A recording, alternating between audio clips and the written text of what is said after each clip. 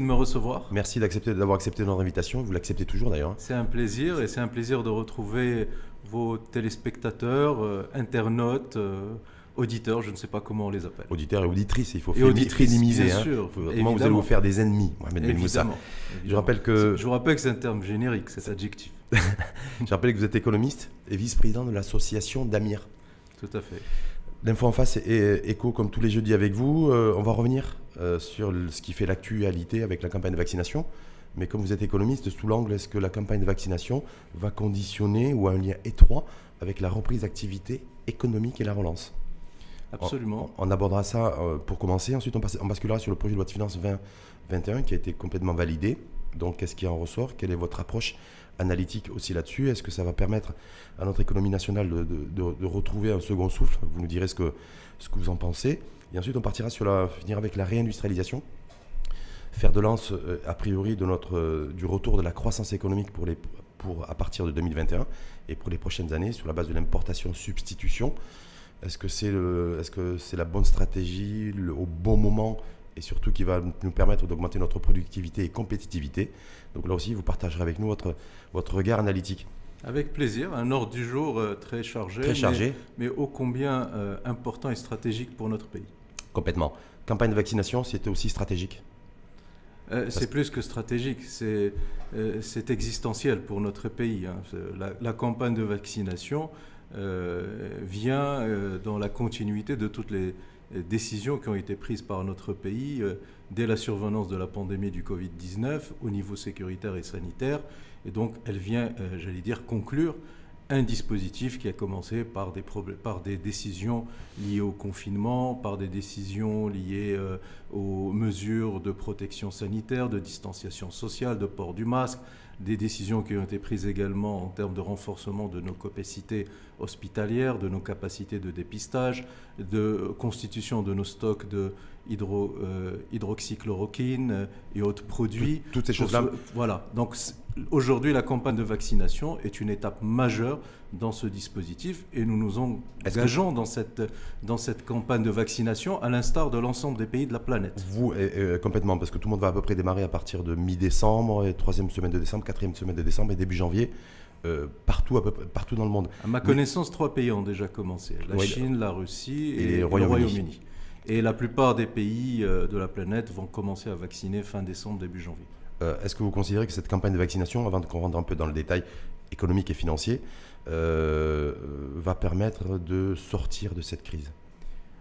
Il faut l'espérer. D'abord, elle va permettre de sauver des vies, des centaines de milliers, voire des millions de vies humaines tout autour des pays de la planète. Et dans notre pays, comme vous le savez, nous sommes à peu près à un peu moins de 390 000 cas confirmés et un peu moins de 6 500 pertes de vie humaines. Chaque perte humaine est lourde de conséquences pour notre pays. Et je fonde l'espoir, comme tous les Marocains, que cette campagne de vaccination va mettre un terme à cette pandémie et va sauver des vies de nos compatriotes. Il y a tout un débat latent aussi sur l'obligation de se faire vacciner, de rendre le vaccin obligatoire pour aller vite et pour qu'il y ait une adhésion.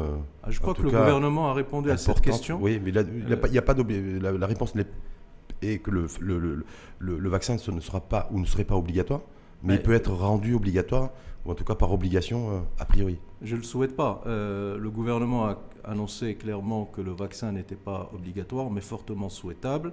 C'est d'ailleurs une norme internationale. L'OMS, l'Organisation mondiale de la santé, a demandé aux États de ne pas rendre obligatoire ce vaccin. Et je pense que la quasi-totalité des pays, la totalité des pays démocratiques, vous aurez peut-être quelques exceptions en Corée du Nord ou ailleurs, mais la totalité des pays démocratiques ont décidé que le vaccin serait,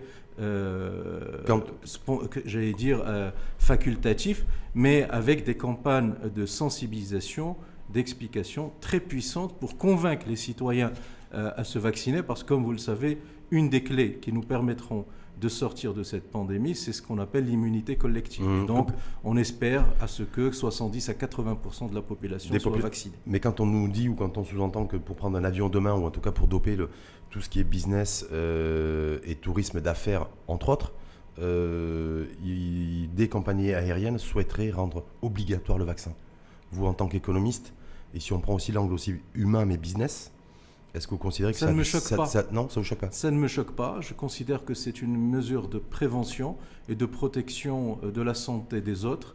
Et donc, s'il faut être vacciné pour pouvoir prendre des transports en commun sur des distances importantes, dans un cadre confiné, comme dans un avion, eh bien, ça ne me choque pas qu'on demande que les passagers soient munis d'un carnet de vaccination. Est-ce que vous arrivez à comprendre que certaines personnes soient choquées, voire interpellées là-dessus? On avait Ahmed Kassal la semaine dernière, économiste comme vous, qui dit moi, c'est une atteinte à la liberté de circulation d'imposer la vaccination lorsqu'on veut prendre un billet d'avion. Moi, je ne suis pas de cet avis. Je considère qu'aujourd'hui, nous sommes sous le coup d'un choc sans précédent, un choc multiforme. Comme vous le savez, c'était un choc, la pandémie du Covid, c'était un choc sanitaire, mais pas seulement, un choc économique et social, un choc qui a remis en cause le fonctionnement des sociétés, les relations même entre les individus.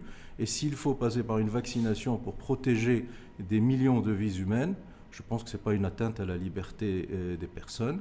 Je pense que c'est une mesure de prévention. Vous n'êtes pas obligé de vous vacciner, mais si vous voulez prendre un certain nombre, avoir un certain nombre de comportements, notamment vous déplacer dans des endroits confinés où vous risquez de faire prendre des risques pour les autres, eh bien, vous devez vous vacciner. Moi, ça ne me choque pas. Et l'instauration d'un éventuel QR code à la chinoise pour chaque individu, espèce de traçage qui se fait. Voilà. Alors ça, c'est autre chose. Ça, c'est un autre sujet. Oui, mais c'est la deuxième étape. Voilà, ça, c'est un autre sujet.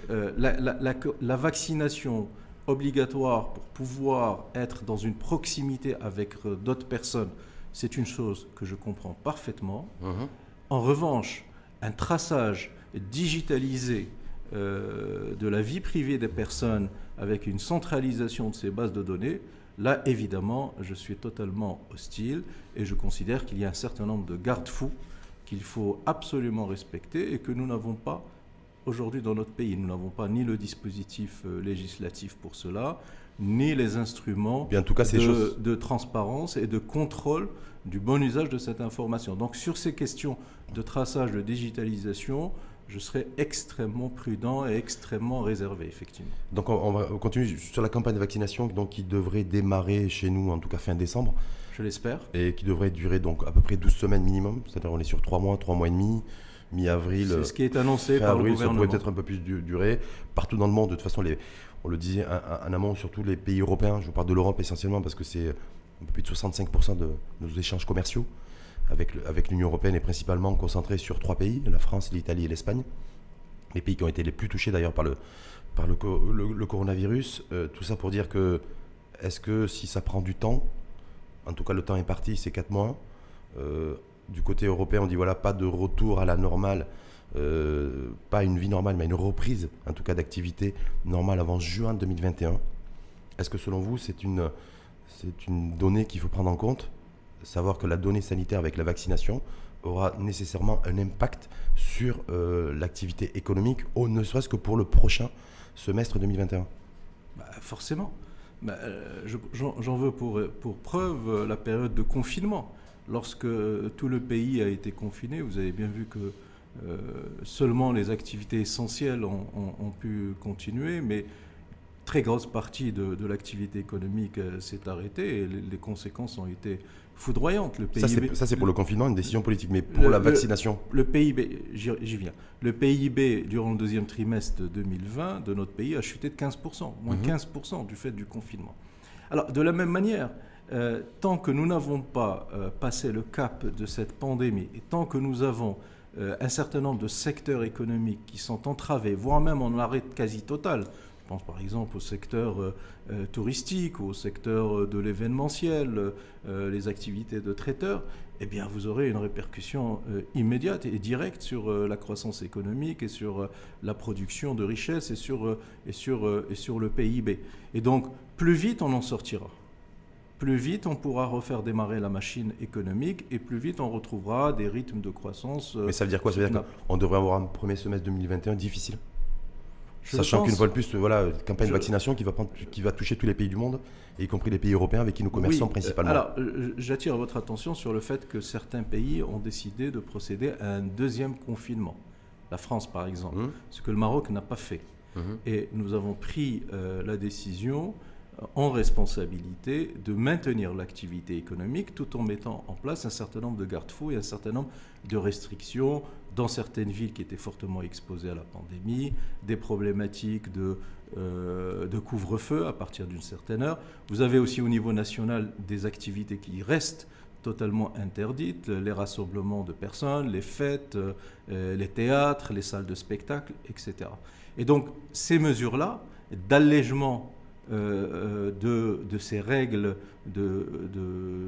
d'arrêt d'activité pour certains secteurs et le fait qu'on ait permis à l'outil de production de redémarrer, eh bien ces mesures-là ont permis de relancer légèrement la croissance économique. Ça aurait pu être pire si nous avions décidé de procéder à un deuxième confinement. Et donc, il est clair que la durée de persistance de cette épidémie aura un impact direct sur les activités économiques. Mais plus vite on aura vacciné, plus vite on aura immunisé la majorité de nos compatriotes, plus vite on pourra redémarrer l'ensemble des secteurs et des filières d'activité économique. Concrètement, en tout cas, la campagne de vaccination risque de peser positivement ou négativement sur la reprise d'activité économique.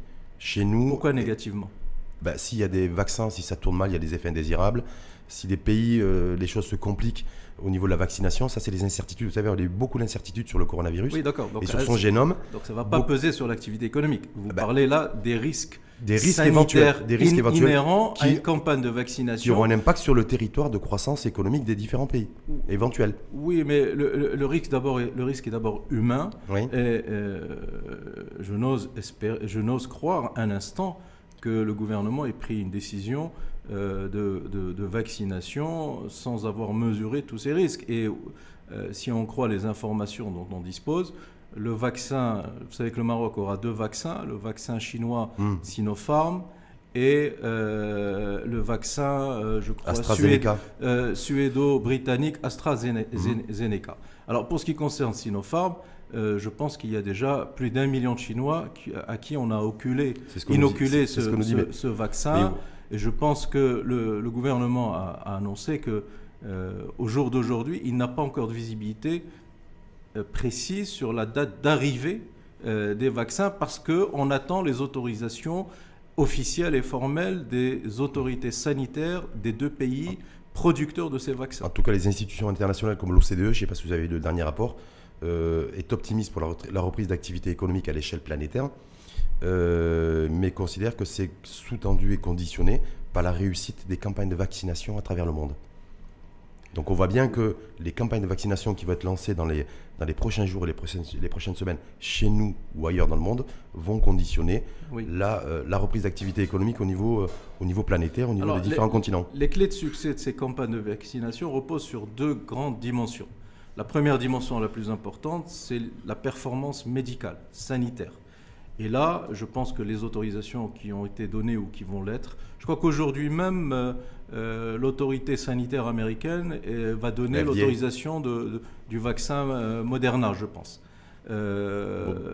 Voilà, donc ça dépendra d'abord de l'efficacité sanitaire et médicale des vaccins. Et je pense que si les autorisations sont données, au terme de ce qu'on appelle la phase 3 d'études de performance des vaccins, c'est que sur le plan sanitaire, sur le plan médical, il n'y aurait pas de risque majeur.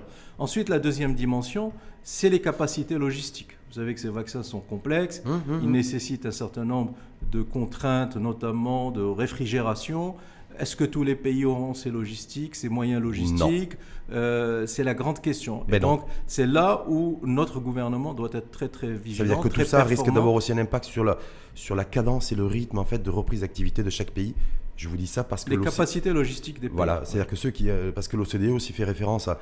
dit voilà, l'OCDE est optimiste pour une reprise d'activité économique conditionnée par la réussite d'un plan de vaccination et en même temps craint une reprise d'activité qui soit inégalitaire. Oui. Alors moi je me dis, est-ce que nous, le Maroc, là-dessus, est-ce qu'il y a un véritable enjeu d'être là au bon moment pour la reprise d'activité ? L'inégalité, elle s'explique de deux manières.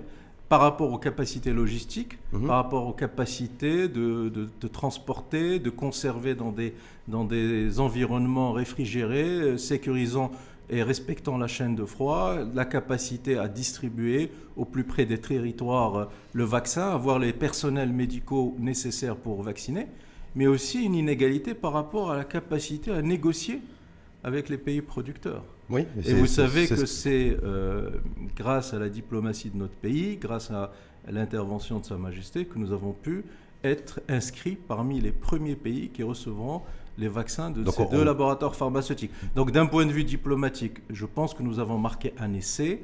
Est-ce que nous aurons toutes les doses nécessaires en temps voulu ? Malheureusement, je n'ai pas l'information et je crois même que le gouvernement lui-même n'a pas l'information. En tout cas, on voit bien que c'est un enjeu, une donnée sanitaire, la campagne de vaccination qui a un impact et qui aura un impact économique certain. Évidemment. Voilà, vous avez vu dans ce sens. Et donc, est-ce que du coup, ça nous permet de transiter, si je puis dire, au niveau du deuxième axe sur le projet de loi de finances 2021 et le plan de relance économique, savoir si notre réponse, la réponse marocaine, est à la hauteur des enjeux, de l'enjeu sanitaire vaccination, mais surtout de relancer notre économie, selon vous? Parce que malheureusement, je n'ai pas vu dans les débats au Parlement sur le projet de loi de finances la donnée sanitaire campagne de vaccination au cœur des débats également. Alors, deux choses. Est-ce que les plans de relance que nous avons mis en place sont à la hauteur des enjeux de vaccination? Je vous rappelle qu'il y a 48 heures, je crois, il y a eu un communiqué du cabinet royal qui annonce la décision de Sa Majesté d'instituer la gratuité des vaccins pour les 36 millions de nos compatriotes. Donc je pense que l'État met les moyens pour faire en sorte que l'accès au vaccin, à la santé et donc à la vie soit un droit garanti par l'État. Et ça, il faut le noter et le saluer. Maintenant, est-ce que les mesures qui sont mises en place sont à la hauteur des enjeux de la relance économique et sociale de notre pays? Là, il y a discussion. En termes macroéconomiques, en termes d'efforts budgétaires, je vous rappelle que le Maroc a mis en place, sur décision du souverain, un plan de relance de 120 milliards de dirhams. C'est 11% du PIB. C'est parmi les efforts budgétaires les plus importants qui ont été faits par l'ensemble des pays de la planète, relativement bien évidemment à la richesse nationale. Les États-Unis ont mis à peu près 2200 milliards de dollars de plan de relance, c'est 10% de leur PIB. L'Union européenne, c'est à peu près 2370 milliards d'euros, c'est aussi à peu près 10% du PIB. Le seul pays qui bat ce record, c'est le Japon. Ils ont mis 1000 milliards de dollars, représentant 20% de leur PIB.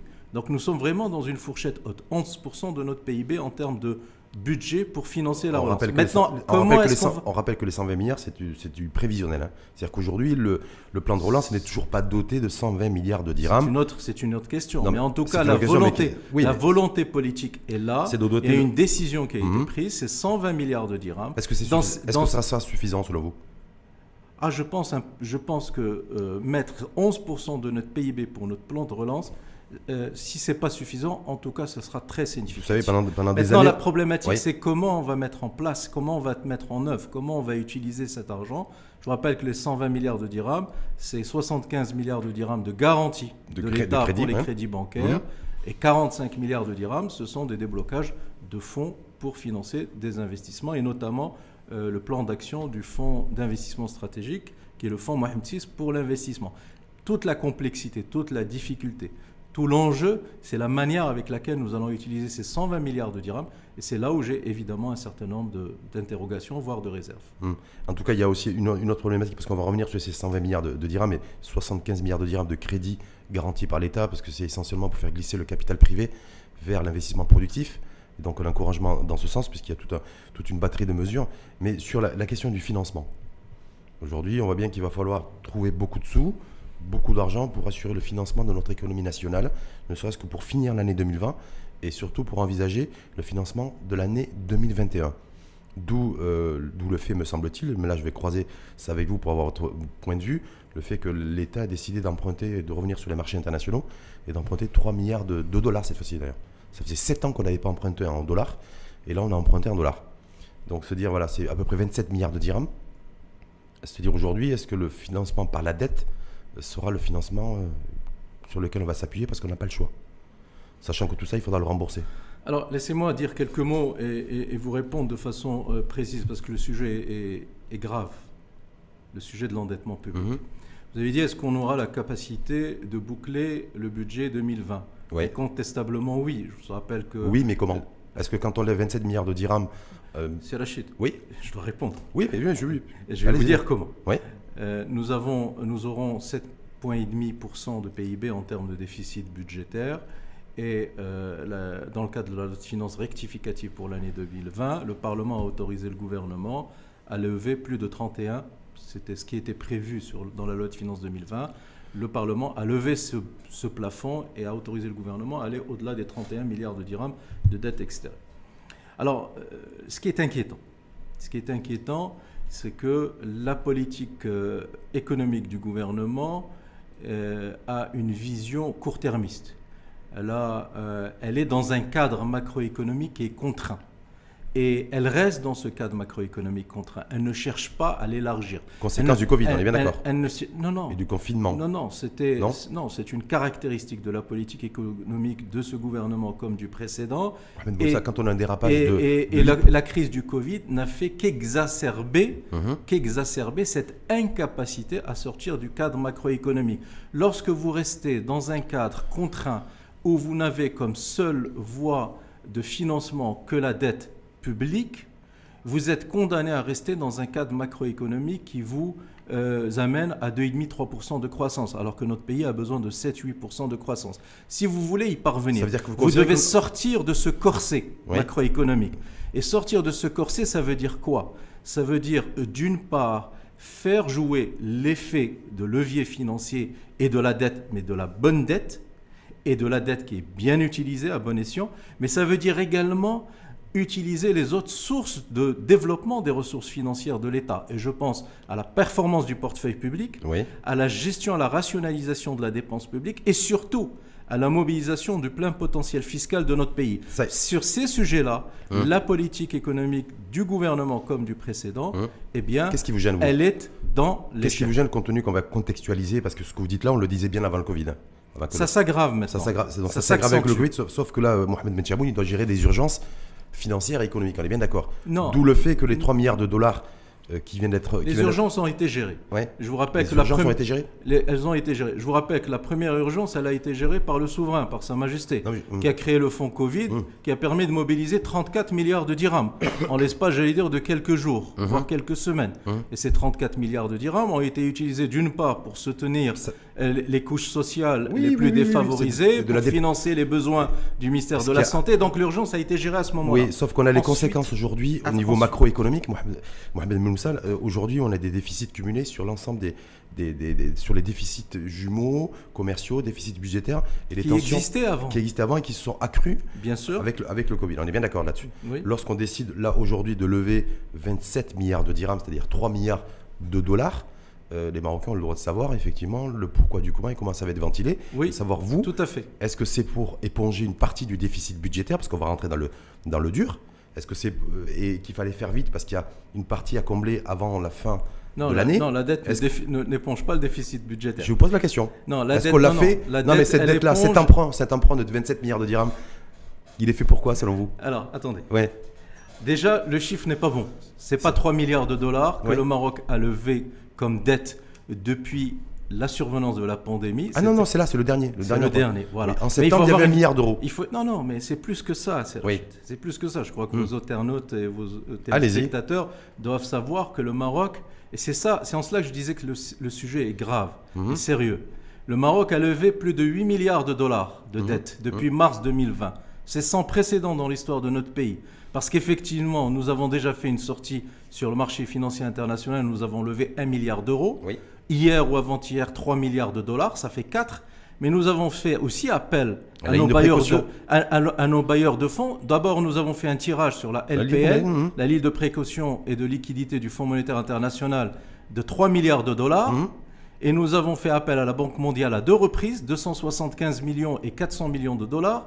Nous avons fait appel, j'ai pas fini, à la Banque africaine de développement et nous avons utilisé 264 et 118 millions d'euros auprès de la Banque africaine de développement. Nous avons également mobilisé 200 millions de dollars auprès du Japon. Et enfin, nous avons eu un accord de l'Allemagne pour un appui financier de 1,4 milliard d'euros, dont 200 millions d'euros de prêts et de dons.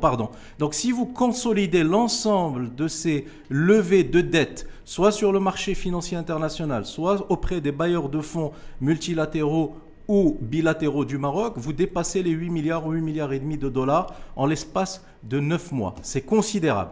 Et donc, c'est pour ça que je dis que la politique d'endettement public ne peut pas être, même dans un contexte de Covid, ne peut pas être l'alpha et l'oméga de la politique économique.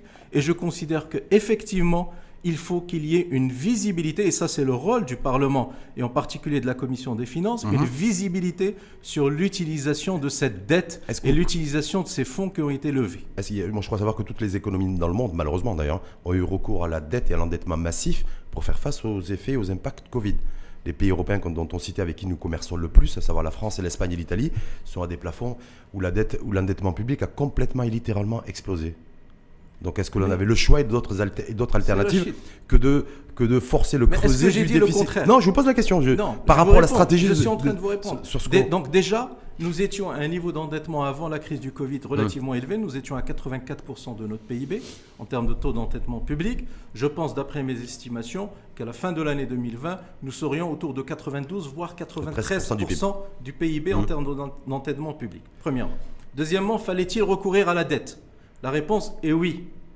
Et la question qui se pose aujourd'hui, quelle est l'utilisation de cette dette? S'il s'agit d'utiliser cette dette pour honorer des échéances de trésorerie du trésor public, s'il s'agit d'utiliser cette dette pour financer des dépenses de fonctionnement, s'il s'agit d'utiliser cette dette pour éviter la réforme du secteur public, éviter la meilleure gouvernance de la dépense publique, éviter de réformer notre système fiscal, je dis non. C'est une erreur stratégique majeure. En revanche, si cette dette est utilisée d'une part pour protéger nos compatriotes les plus faibles, d'autre part pour soutenir nos TPME et enfin pour financer les réformes structurelles dont notre pays a cruellement besoin, j'applaudis, je dis oui, il faut le faire. Et donc, vous voyez bien que mon propos et ma réponse, est-ce que je vous dis que certainement que ces 27 milliards de dirhams, en tout cas le dernier emprunt en dollars, de 3 milliards de dollars devrait servir en tout cas à une partie affectée au trésor,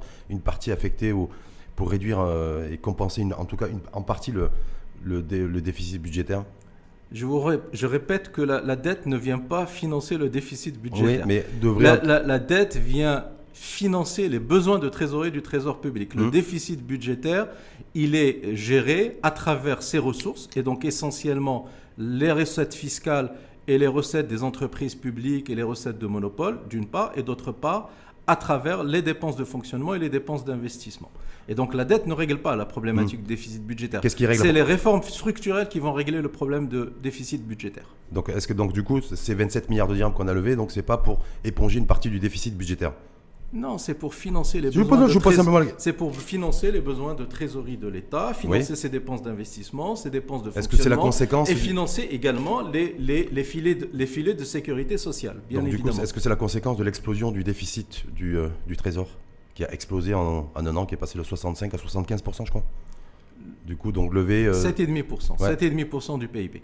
Le déficit du Trésor que nous attendons pour fin 2020 sera de 7,5% du PIB. Donc ce déficit ne doit pas nous effrayer. Il est normal. Vous avez des pays européens occidentaux très riches qui vont avoir des niveaux de déficit budgétaire beaucoup plus importants que le nôtre. Vous avez également des pays occidentaux européens qui vont avoir des taux d'endettement de 110, 115, 120%, alors qu'ils étaient à 100%. Mais c'est des grandes puissances, ils ont un gros patrimoine et ils empruntent surtout sur les marchés internationaux à des taux négatifs.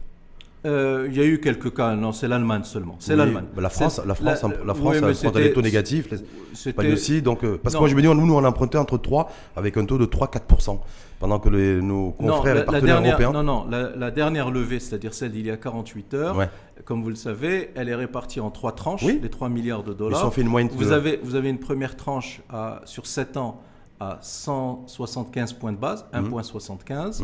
Vous avez une deuxième tranche sur 12 ans d'1 milliard de dollars à 200 points de base, 2%. Et vous avez une troisième tranche d'1 milliard 250 millions de dollars sur 30 ans et qui est à 261 points de base, 2,61. Mais évidemment, la notation du Maroc n'est pas la notation de l'Allemagne. Donc on ne va pas emprunter aux mêmes conditions. Je vous rappelle aussi que le coût moyen de la dette publique aujourd'hui, tel qu'elle apparaît dans la loi de finances 2021, le coût moyen, il est de 3,6%. Là, nous empruntons, comme je viens de le dire, à 1,75, 2 et 2,61. Nous améliorons, ce n'est pas suffisant, mais nous améliorons. Mais ce qui est important, c'est Rachid, ce n'est pas le taux d'endettement ou ce n'est pas le montant qu'on lève, mais c'est la capacité de notre économie à créer de la richesse, à créer de la croissance, pour générer des recettes fiscales et permettre à l'État de rembourser.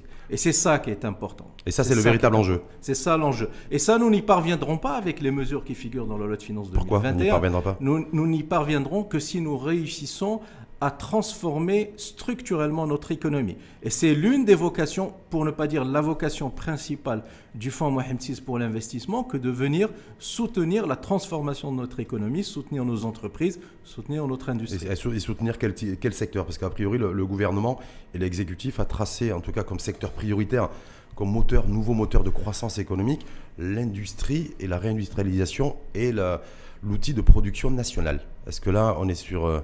Vous dites effectivement c'est le bon choix stratégique ou vous êtes plutôt critique ? Ah non, je ne peux qu'abonder dans ce sens. Parce que c'est la priorité qui a été donnée. Mais j'allais dire, heureusement que le gouvernement s'est réveillé pour se rendre compte de cette évidence. Je rappelle au gouvernement simplement que la politique d'industrialisation de notre pays, elle ne date pas d'aujourd'hui ni de la loi de finances 2021. Elle date de 2005 avec le plan Émergence. Puis 2009 avec le pacte national de l'émergence industrielle. Et enfin, en 2014, sur la période 2014-2020, avec le plan d'accélération industrielle. Donc la stratégie d'industrialisation de notre pays a été menée depuis maintenant pratiquement 2 décennies, 15 ans, avec des résultats très modestes. Alors maintenant... Pourquoi vous dites très modeste ? Qu'est-ce qui a pas marché ? Beaucoup de parce choses. Que je rappelle que pendant ce temps-là, on a dépensé énormément d'argent du contribuable, parce qu'il y a beaucoup d'investissements publics qui ont été consentis pour structurer notre nouveau tissu industriel en tout cas. Je vais vous dire ce qui n'a pas marché. Je vous rappelle que le plan d'accélération industrielle s'était fixé 2 grands objectifs. D'abord, faire en sorte que l'industrie marocaine représente 25% de la richesse nationale du PIB, 23%, pardon, 23%. Et deuxièmement, créer 500 000 emplois nets. D'emplois industriels ? Emplois industriels nets. Par an ? Non, sur la période. Non, sur la période. 100 000 par an. Voilà, donc 500 000 emplois, 500 000 emplois sur la période 2014-2020, un peu moins de 100 000 par an. Qu'est-ce qu'on observe ? D'abord, l'industrie représente aujourd'hui 14,9%, quand je dis aujourd'hui, c'est-à-dire fin 2019, 14,9% du PIB. Et en 2005, elle représentait 17,6%. On a reculé. On est loin des 23. Premier élément d'échec. Deuxième élément d'échec, c'est la création d'emplois nets. Alors vous savez qu'il y a eu une controverse, il y a même eu un combat de coq entre le HCP et le ministère de l'Industrie sur les chiffres. Le HCP, qui est l'autorité qui compte en termes de statistiques nationales. Organisme autonome. Voilà, autonome, et c'est un organisme qui est géré de façon professionnelle, qui répond aux normes internationales, qui applique les normes reconnues par le Fonds monétaire international, par les instituts de statistiques internationales, OCDE, Eurostat, INSEE en France, etc., dit que l'emploi industriel au début des différents plans industriels, je vais même un peu avant, en 2000, nous avions à peu près 1 180 000 emplois industriels dans notre pays. Et aujourd'hui, fin 2019, nous avons 1 317 000. Ça fait à peu près 130 000 ou 140 000 emplois nets créés par les industries manufacturières au Maroc. Au moment où l'économie marocaine a créé 2 millions d'emplois.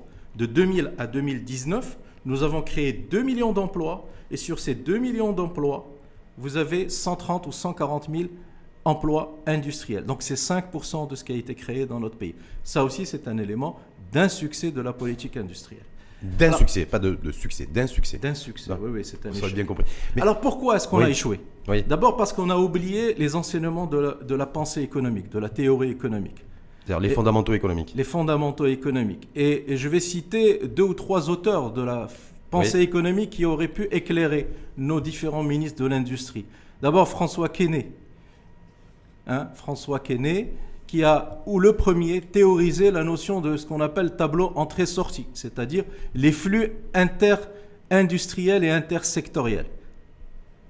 Ensuite, vous avez Leontiev, qui a été prix Nobel d'économie dans les années 70, et qui est un économiste russe du début du XXe siècle, et qui a également théorisé ce qu'on appelle le tableau des entrées et sorties. C'est en réalité, ce que nous avons oublié de faire dans notre pays, c'est de noircir le tableau des entrées-sorties, c'est-à-dire l'ensemble des liens, des connexions qui existent entre les filières et les secteurs. Plus de convergence industrielle entre les intégrations, l'intégration, les convergences, les liens industriels, les relations industrielles, pour faire en sorte que quand on crée une industrie, on fasse en sorte que tous les intrants ou la quasi-totalité de ces intrants soient produits au niveau national et non pas importés. Donc ça c'est le premier enseignement qu'on a oublié. Ce qui a un coût, ce que vous venez de dire, effectivement, d'avoir une approche et une philosophie aujourd'hui de se dire si je vais industrialiser, il faut que je finance en tout cas, il faut que je crée des liens interindustriels entre les filières et les secteurs, ce que nous n'avons pas fait.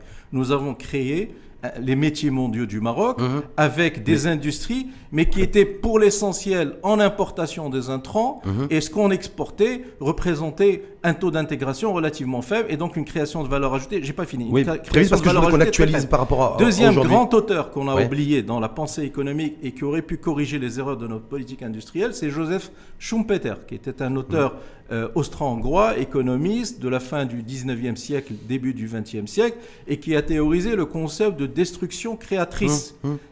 Et qui a montré que c'était l'innovation qui était le moteur de la croissance économique et que une économie reposait naturellement sur une destruction d'entreprises et une création d'entreprises. Et donc notre politique industrielle a oublié qu'au même temps qu'on créait de nouvelles entreprises, par exemple dans l'offshoring, dans l'aéronautique ou dans l'industrie automobile, en même temps on assistait les bras croisés à la destruction de centaines de milliers de TPME. Destruction naturelle. Naturelle. Non, destruction naturelle. Oui. Non, mais quel est le rôle de l'État? Quel est le rôle du gouvernement? C'est d'agir pour faire en sorte que les effets naturels négatifs soient réduits, que les externalités négatives soient réduites et que les externalités positives soient maximisées. C'est les États qui garantissent le succès d'une économie ou c'est simplement de respecter et d'être bienveillant sur une règle de base qui est le marché? Non. Parce que je crois que là-dessus, on n'a pas tranché aussi. C'est une vue de l'esprit assez rachée. L'économie de marché, c'est le meilleur système qu'on connaisse pour maximiser la production de richesse. Mais une économie de marché non régulée par l'État, c'est un désastre. Ça, c'est aussi... c'est un désastre. Une économie de marché où il n'y a pas une intervention volontariste de l'État, c'est la destruction des capacités productives d'un pays. Et donc, on a laissé un certain nombre de pans entiers de l'économie marocaine disparaître, et si bien que, en réalité, on renversait de l'eau dans la baignoire, mais on bouchait pas les trous. Et donc, finalement, sur 20 ans, on a créé 130 000 ou 140 000 emplois industriels en net. Peut-être qu'on a créé 500 ou 600 000 en brut, mais on a vu qu'on a détruit au moins 300 ou 400 000. Et c'est ça l'erreur stratégique. Je termine, c'est l'erreur stratégique de la politique industrielle. Et dernière erreur stratégique. Je me permets, parce que je passe juste sur est-ce qu'on va retenir les leçons, est-ce qu'on a retenu les leçons de ce que vous venez de dire, par exemple, de ce qui a pas marché, de ce qui a moyennement marché dans le cadre de la nouvelle stratégie de réindustrialisation du pays, selon vous? Ce que propose Moulay Hafid Alami, importation, substitution, faire glisser le capital privé vers l'investissement productif. Est-ce que ça, c'est, selon vous, deux leviers qui vont permettre de redonner un nouvel élan à l'industrie nationale? Non. Pourquoi? Non, c'est mettre une rustine sur une jambe de bois. Non. Est-ce que c'est une mauvaise chose? Je ne vais pas dire le contraire. Oui, si ça peut donner un peu de souffle à des industries que nous avons dans notre pays qui produisent et qui sont confrontées à la concurrence violente des produits turcs ou des produits chinois, pourquoi pas? Mais ce n'est pas ça qui va réaliser l'industrialisation de notre pays. Il faut des réformes beaucoup plus lourdes et beaucoup plus structurelles. Et nous devons, comme je le disais tout à l'heure, noircir davantage le tableau entrée-sortie et le tableau des liaisons interindustrielles de notre pays. Ça veut dire quoi? Ça veut dire investir dans l'innovation, dans la recherche-développement, et créer des partenariats entre les écosystèmes industriels qui ont été créés dans le cadre du programme d'accélération industrielle et les universités, les laboratoires de recherche dans les régions. Ça veut dire également que lorsque nous accueillons des IDE, eh bien, il faudrait que les aides publiques et que les incitations publiques soient conditionnées d'une part à la création d'emplois décents pour les jeunes diplômés marocains et d'autre part au transfert de technologie. Mais ça veut dire quoi? Ça veut dire que, parce que ce que vous dites, j'ai bien peur que certains disent mais attends, il a la bonne place, Mohamed Ben Moussa, il est là, il est tranquille, il théorise, il dit voilà ce qu'il faudrait faire, tel un professeur. Non, c'est pas de la théorie. Non. C'est des mesures opérationnelles. C'est des mesures opérationnelles, mais qu'on n'arrive pas à opérationnaliser. C'est des mesures opérationnelles. Qu'on n'arrive pas à opérationnaliser depuis bien avant le Covid d'ailleurs. Donc je me dis, est-ce que là, ce coup-ci, est-ce qu'on peut arriver à les opérationnaliser? Parce qu'une fois de plus, c'est le nouvel espoir, en tout cas en matière de levée de croissance, en attendant les résultats des recommandations de la Commission Nouveau Modèle de Développement, qui va être essentiellement concentrée sur le nouveau modèle économique. A priori, c'est la réindustrialisation et l'industrie qui devrait tirer, en tout cas... Notamment l'industrie, oui. Voilà, non, donc ça veut dire que voilà, je me dis... moi, je m'inscris dans le cadre de la loi de finances... moi, je m'inscris dans le cadre de la loi de finances 2021 et dans le cadre des plans de relance. L'industrie a un rôle important à jouer. Le développement de la souveraineté nationale est un élément fondamental. C'est un des principaux enseignements de la crise du Covid-19. Est-ce que c'est facile à faire? Jamais dit que c'était facile à faire. C'est pour ça que je dis quand on est aux commandes de l'État, on gère des choses complexes. Mais on ne gère pas de la facilité. On gère la complexité. Et force est de reconnaître que les résultats de la politique industrielle sont extrêmement en deçà des attentes et des enjeux. Est-ce que la responsabilité aujourd'hui par rapport à la réussite de la réindustrialisation chez nous, est-ce que ça repose sur l'État ou est-ce que ça repose sur le secteur privé ou ça repose sur les deux? Voilà. Les deux. Il faut du partenariat public-privé. Il faut d'abord une vision stratégique. Il faut une volonté politique. Il faut des politiques publiques incitatives. Il faut des politiques de transparence, de vérité. Et ça, c'est le propre même de l'État, de la décision souveraine de l'État et de la décision du gouvernement qui est responsable de la définition de la mise en œuvre des politiques publiques. Mais en même temps, c'est Rachid, il faut un partenariat public-privé parce que l'État ne peut pas porter à lui seul l'effort de l'investissement national. Vous savez qu'aujourd'hui, l'investissement national est porté essentiellement par l'investissement public. Ça ne peut plus durer. Ça a créé les situations dont on parlait tout à l'heure de déficit budgétaire et d'endettement public. Donc le secteur privé doit prendre le relais et le secteur privé doit assumer ses responsabilités. Vous savez que l'État a investi des centaines de milliards de dirhams. C'est l'argent du contribuable. Des centaines de milliards. Et c'est l'argent du contribuable. Des centaines et des milliers de milliards de dirhams pour mettre en place un cadre, un environnement, des infrastructures favorables à l'émergence d'un investissement privé et que l'investissement privé n'arrive pas à transformer l'essai. Pourquoi ? Ça, c'est pour plusieurs raisons. Selon vous, est-ce que vous considérez que le plan de réindustrialisation présenté par Moulay Alami est soutenu et défendu d'ailleurs par Mohamed Metchaboun au sein même de la CGM il y a une dizaine de jours, est-ce que vous considérez que le patronat, le secteur privé chez nous est partie prenante ou pas ? Il doit être partie prenante. Donc il l'est ou il l'est pas ? Non, il ne l'est pas aujourd'hui. Pourquoi selon vous ? Pour plusieurs raisons. D'abord parce que l'environnement des affaires n'est pas assaini. Il faut assainir l'environnement des affaires. Il faut supprimer tout ce qui est économie de la rente. Il faut respecter ce que vous appeliez tout à l'heure l'économie de marché, la libre concurrence. Il faut que les institutions constitutionnelles de bonne gouvernance fonctionnent dans notre pays, fonctionnent bien et en totale indépendance. Il faut également faire en sorte que la commande publique soit orientée vers la TPME. Il faut savoir que vous avez un certain nombre de grands groupes privés, industriels, capitalistes, financiers, marocains qui ont prospéré pendant plusieurs décennies, 5 décennies, 4 décennies, dès le lendemain de l'indépendance, et qui ont profité des politiques publiques incitatives, qui ont profité des niches fiscales, des dépenses fiscales, des dérogations immobilières, de l'accès à la commande publique, des licences, d'un accès facilité au crédit bancaire. Aujourd'hui, il est grand temps que ces grands groupes privés marocains rendent l'ascenseur à leur pays et s'engagent dans une démarche citoyenne. Pour qu'un grand groupe privé s'engage dans une démarche citoyenne, ça veut dire quoi ? Ça veut dire investir, ça veut dire créer des entreprises et créer de l'emploi. Ça veut dire aussi gagner de l'argent. Parce que évidemment. évidemment. Je veux dire, aujourd'hui, on peut effectivement être... absolument pas contradictoire. Vous l'êtes comme l'était Ahmed Kassan en disant oui, effectivement, il faut que le secteur privé soit au rendez-vous de la réindustrialisation. Il ne l'est pas aujourd'hui. Non, mais simplement aussi, il faut aussi garantir à celles et ceux qui vont investir dans des secteurs productifs comme les secteurs de l'industrie, où ils vont gagner aussi et avant tout de l'argent, donc avec des niveaux de rentabilité qui peuvent être intéressants pour eux. Mais pourquoi voulez-vous que le secteur... Ils ne vont pas investir à fond perdu juste pour dire je suis patriote. Mais pourquoi voulez-vous que l'investissement industriel fasse gagner un argent fou aux investisseurs, aux États-Unis, en Allemagne, en Corée du Sud, au Japon, et pourquoi voulez-vous que ces mêmes investissements fassent perdre de l'argent à nos capitalistes marocains? Il n'y a aucune raison. Par contre, là où il y a des erreurs dans les politiques publiques, c'est dans les politiques incitatives, et en particulier dans les incitations fiscales. Nous avons, durant plusieurs décennies, accordé des avantages fiscaux au secteur immobilier, par exemple, qui sont indus. Et aujourd'hui, il faut revoir ces politiques incitatives et les réorienter vers les politiques industrielles. Et donc là, vous avez raison, l'État doit faire du fine-tuning et l'État doit réorienter sa politique incitative vers la politique industrielle et vers les secteurs qui sont créateurs de richesses et de valeur ajoutée pour notre économie. Il y a tout un enjeu aussi où les industriels disent oui, ok, Moulay Alami, en théorie, et en philosophiquement parlant, il a peut-être raison, mais nous, notre principal souci, c'est pas de relever, comme il l'a fait, les droits de douane sur les produits importés et produits finis hors accord de libre-échange, mais c'est surtout qu'on ait une exonération fiscale sur les intrants. C'est ça qui est le plus handicapant pour nous. Exonération fiscale, c'est-à-dire les droits de douane ? Non, sur les intrants, c'est-à-dire les droits de douane sur les intrants. Les droits de douane ? Oui, sur les intrants. C'est-à-dire qu'avoir une exonération fiscale plutôt à ce niveau-là plutôt que de relever la tarification douanière sur les produits importés. Écoutez, un gouvernement n'est pas un mur des lamentations.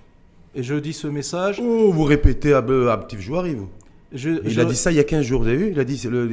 Non, j'ai pas l'habitude... Ah, mais il l'a dit. Je n'ai pas l'habitude... C'est pour ça que ça me surprend, parce que... Je n'ai pas l'habitude d'être un perroquet ou un ventriloque de qui que ce soit. Je vous livre ma pensée. Y compris d'Abtif Jouari, c'est ça que vous êtes en train de dire ? Avec tout le respect que j'ai pour ces Abtif Jouari. Et vous le dites avec le sourire, en plus. Et vous savez très bien que sur la politique monétaire et la politique prudentielle de Banque al-Maghrib, j'ai un avis extrêmement différent de celui de ces Abtif Jouari, et j'ai des réserves par rapport à la politique monétaire qui est conduite par notre banque centrale. Donc je disais que le gouvernement n'est pas un mur des lamentations.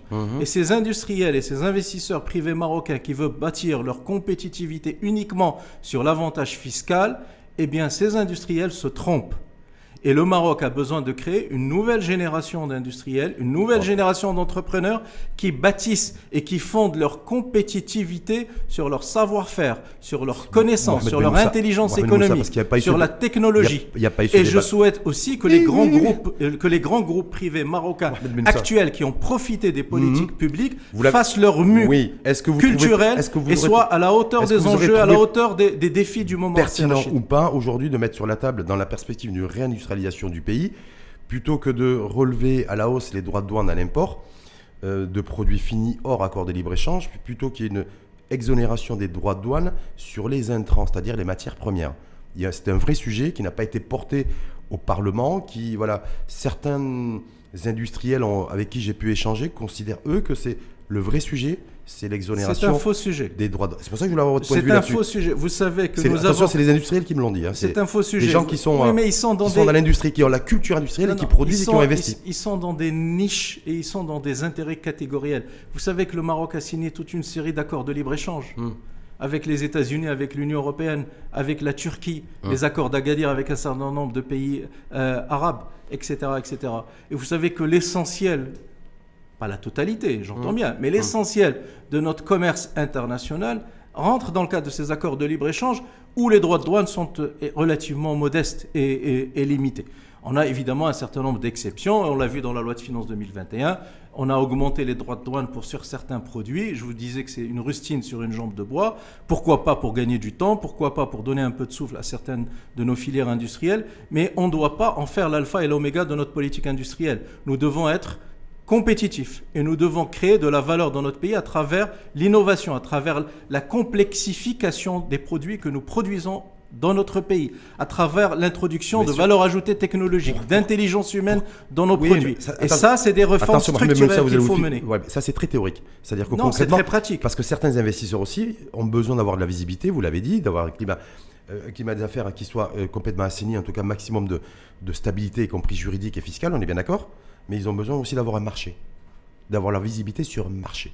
Alors quand vous dites des produits à forte valeur ajoutée, est-ce que investir demain dans des produits de fabrication à forte valeur ajoutée répond à une demande du marché? Est-ce que nous avons un marché domestique en capacité de pouvoir répondre et de pouvoir faire fonctionner tout le nouveau modèle industriel de production-consommation?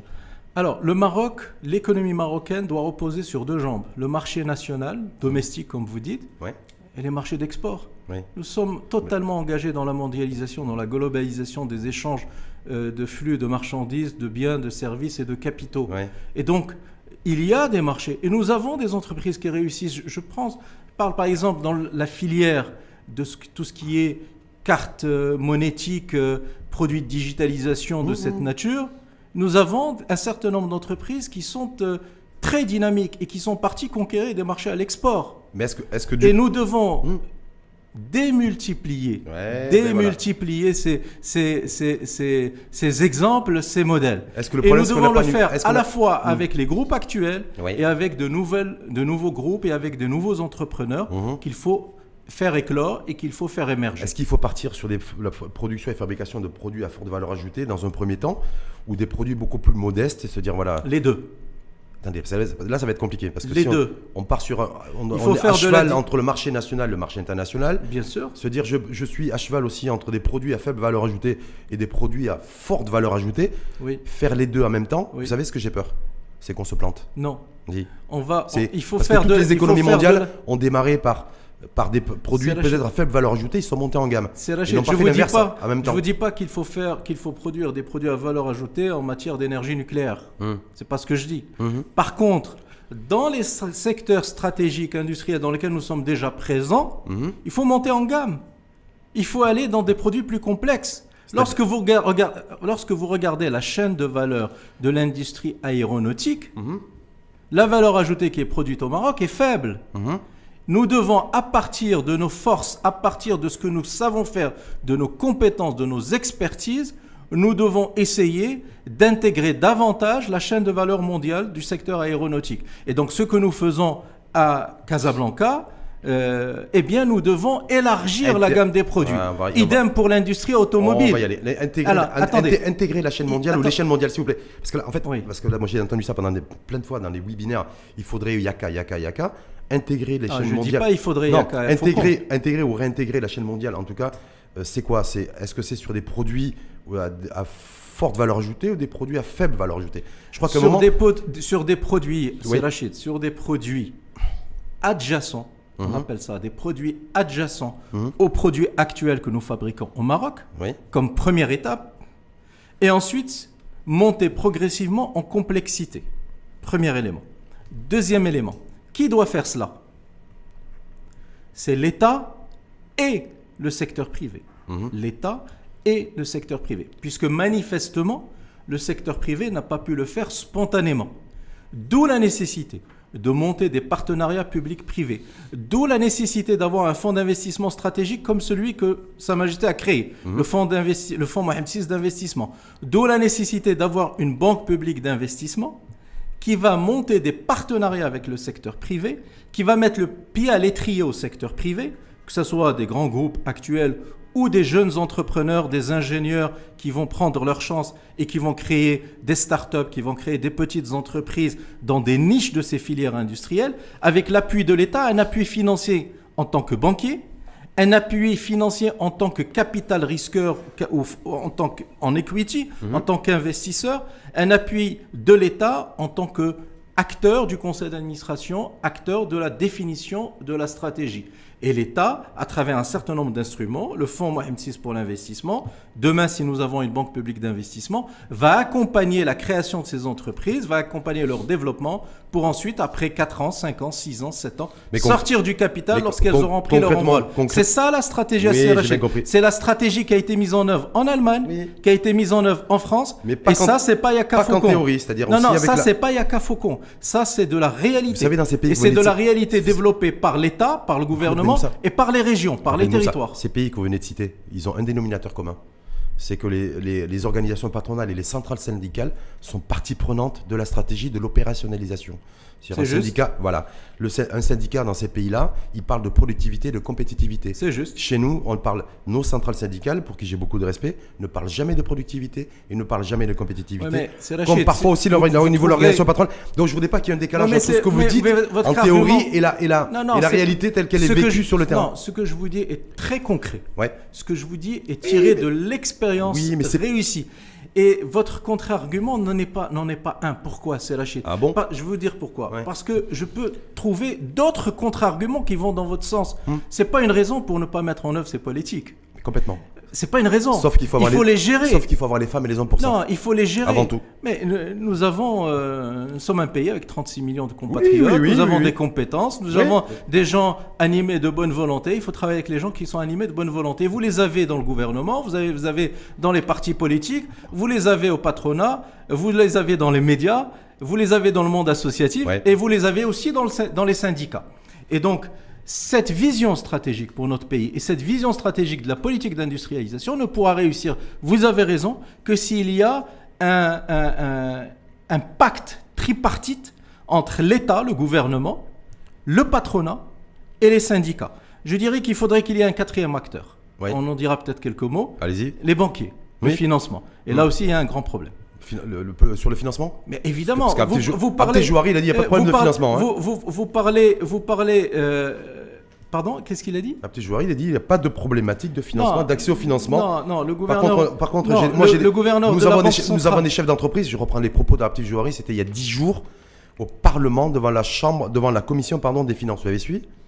Il a dit en fait le principal souci, c'est que nous avons des patrons qui ont 3 bilans comptables. Oui, ça c'est vrai. Un pour le fisc, un pour la banque. Mais il le sait depuis. Et un pour lui-même. Mais il le sait. C'est-à-dire depuis le patron. 30 ans. Oui, mais il ne le découvre pas. Oui, mais il ne le découvre pas en tant que gouverneur de la Banque centrale. Il le sait depuis qu'il était ministre de l'économie et des finances au milieu des années 80, porteur du programme d'ajustement structurel. Déjà à l'époque, il savait que les entreprises avaient 3 bilans. Ça n'a pas changé malheureusement.